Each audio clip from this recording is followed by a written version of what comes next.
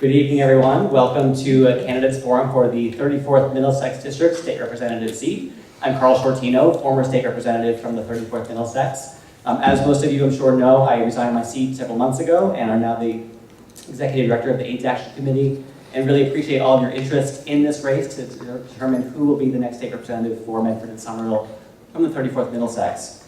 I do want to take a moderator's prerogative first to say thank you to so many of you in this room and outside this room.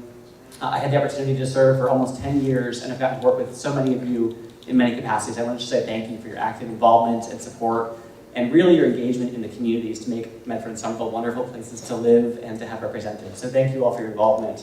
We want to thank you, Carl.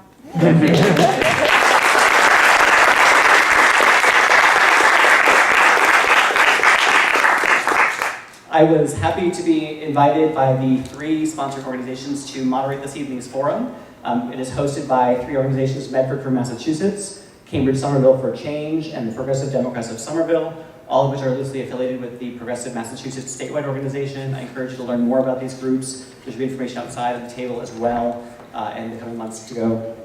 These three groups and Medford and Progressive Massachusetts are involved in advocating at the local and state level for progressive policy change. I also want to thank Tufts University for hosting us this evening. And one housekeeping note: if you're looking for a restroom, go out the door to the left and you'll find restrooms out there. So, for tonight's forum, I have given all of the candidates a clear platform for sharing their views on a range of issues.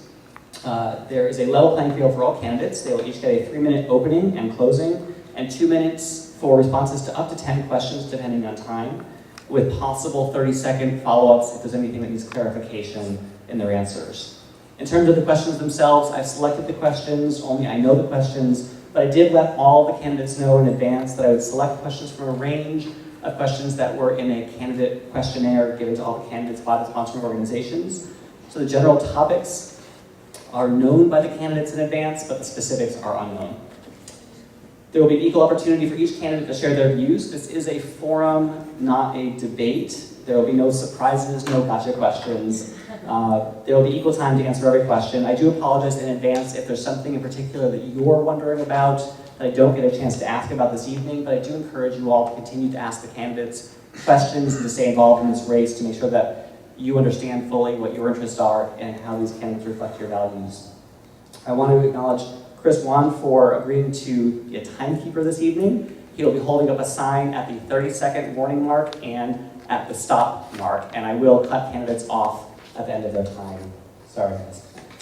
I do want to ask folks to hold applause until the end of the forum, just so we can get through a number of questions, and I know we'll all want to give a warm round of applause at the end of the forum, but in the meantime, if we can hold applause during the forum itself.